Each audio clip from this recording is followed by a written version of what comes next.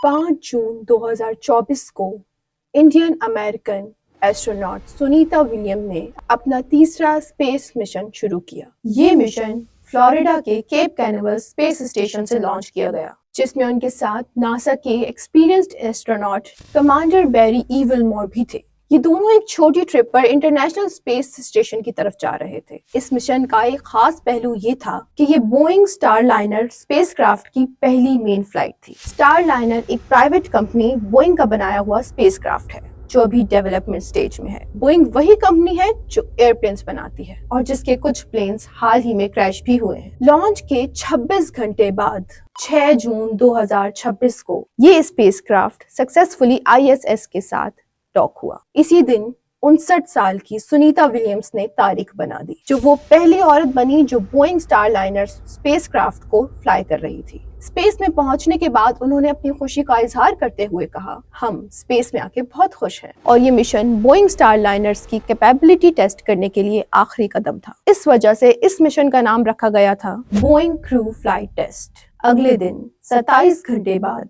1:34 पर ये spacecraft ISS से डॉक करना शुरू करता है। डॉकिंग सक्सेसफुल रही। कुछ देर बाद दोनों एस्ट्रोनॉट्स ISS के अंदर खुशी खुशी चले गए। देखिए ये वीडियो। पायलट सुनीता विलियम्स कितनी एक्साइटेड नजर आ रही हैं। इस सक्सेसफुल डॉकिंग का मतलब ये था कि बोइंग दुनिया की दूसरी प्राइवेट कंपनी बन गई है, जो ह्यूमन ऑर्बिटल स्पेसक्राफ्ट बनाकर उड़ा चुकी है। इससे पहले सिर्फ SpaceX ने ये काम किया था। अब तक सिर्फ 3 कंट्रीज ने ये काम किया है, रशिया, USA और चाइना। लेकिन ये खुशी ज्यादा देर तक टिक नहीं पाई। स्टारलाइनर का मिशन सिर्फ 8 दिन का था। दोनों एस्ट्रोनॉट्स को 8 दिन बाद वापस अर्थ आना था। 286 दिन तक स्पेस में फंसे रहे थे और स्पेसक्राफ्ट में कई प्रॉब्लम्स थी, जिनकी वजह से वो दोबारा यूज नहीं किया जा सकता था। लेकिन ये दोनों एस्ट्रोनॉट्स स्पेस में 286 दिन तक फंसे हुए थे। शुरू करने से पहले ये जरूर क्लियर करना चाहूंगी कि ये दोनों एस्ट्रोनॉट्स स्पेस में फंसे हुए थे, लेकिन डेंजर में नहीं थे। ISS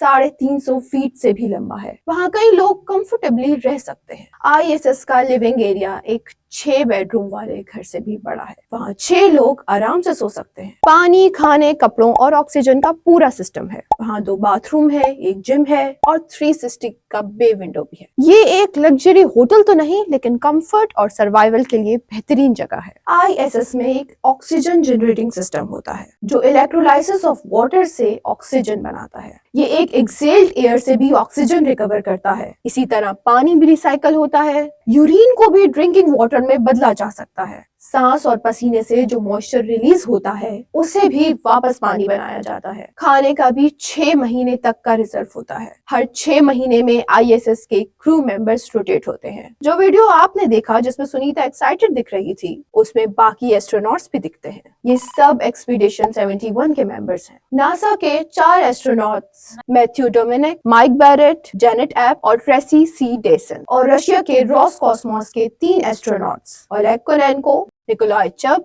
और अलेक्जेंडर ग्लेबेनकिन। आमतौर पे एक एक्सपीडिशन में 6-7 लोग होते हैं। एक्सपीडिशन 71 का मतलब है ये ISS पर जाने वाली 71वीं टीम थी। ये एक्सपीडिशंस 24 साल से चल रही हैं। 2000 से जब ISS लॉन्च हुआ था, तब से लेकर अब तक ISS कभी खाली नहीं छोड़ा गया। एक्सपीडिशन 71 खत्म होना था 24 सितंबर 2024 को। उस वक्त एस्ट्रोनॉट्स को वापस आना था और उनकी जगह एक्सपेडिशन 72 के मेंबर्स को जाना था। लेकिन इसके बाद नासा ने कहा कि बैरी और सुनीता अब एक्सपेडिशन 71 और 72 दोनों का हिस्सा हैं। ये दोनों बाकी एस्ट्रोनॉट्स के साथ मिलकर रिसर्च कर रहे थे। ऐसा नहीं कि ये स्पेस में बोर हो रहे थे। एक्सपेडिशन 71 में स्पेस बॉटनी, स्पेस फ्लडशिप, एल्गाई बेस्ड लाइफ सपोर्ट और न्यूरो डीजेनरेटिव डिजीज पर रिसर्च हो रही थी। बैरी विलमोर और सुनीता विलियम्स बहुत एक्सपीरियंस्ड एस्ट्रोनॉट्स हैं। बैरी 62 साल के हैं और इससे पहले 168 दिन स्पेस पे गुजार चुके हैं। Sunita Williams Indian origin astronauts हैं, कल्पना चावला की तरह,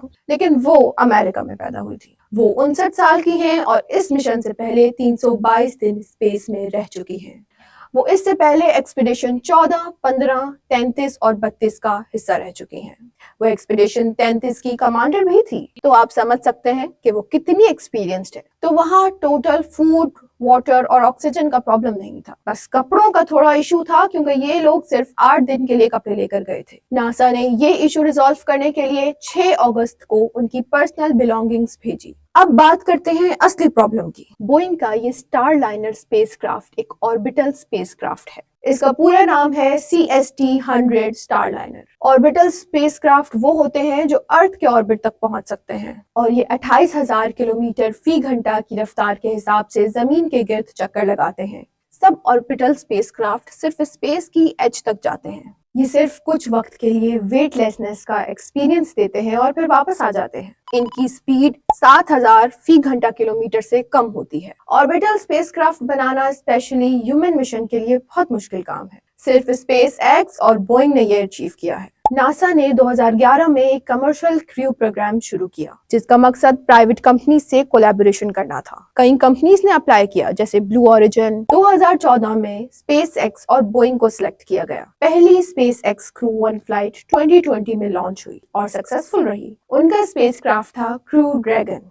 ये स्टारलाइनर से मिलता जुलता था। SpaceX के बाद सिर्फ बोइंग एक ऐसी प्राइवेट कंपनी है जिसने ऑर्बिटल स्पेसक्राफ्ट बनाकर ISS तक लॉन्च किया। अब ऑर्बिटल स्पेसक्राफ्ट क्या होता है? ऑर्बिटल स्पेसक्राफ्ट वो होता है जो इतनी हाई स्पीड से लॉन्च होता है कि अर्थ के ऑर्बिट में पहुंच जाए और वहां घूमता रहे। इसके लिए स्पेसक्राफ्ट की 28,000 किलोमीटर पर आवर से ज्यादा स्पीड होनी चाहिए। दूसरी तरफ सब ऑर्बिटल स्पेसक्राफ्ट सिर्फ ऑर्बिट की एज तक जाते हैं, ऑर्बिट में नहीं जा पाते। तो क्लियरली ऑर्बिटल स्पेसक्राफ्ट बनाना बहुत मुश्किल काम है। क्रू मॉड्यूल में 7 लोग बैठ सकते हैं। एक विंडो होती है, एक साइड हैच होता है। आप उसके इंटीरियर्स भी देख सकते हैं जिसमें 5 लोगों का सेटअप होता है। इंपोर्टेड पार्ट्स में थ्रस्टर्स होते हैं जिनकी मदद से स्पेसक्राफ्ट उड़ता है और डायरेक्शन चेंज करता है। और ये थ्रस्टर्स बन गए हैं इस मिशन का सबसे बड़ा मसला, जिनकी वजह से एस्ट्रोनॉट्स स्पेस में फंस गए थे। पहला इशू, स्पेसक्राफ्ट के अंदर कुछ थ्रस्टर्स सही से काम नहीं कर रहे थे। अब ये थ्रस्टर्स क्या होते हैं? थ्रस्टर्स होते हैं छोटे छोटे रॉकेट इंजन्स जो स्पेसक्राफ्ट की डायरेक्शन और स्पीड को कंट्रोल करते हैं।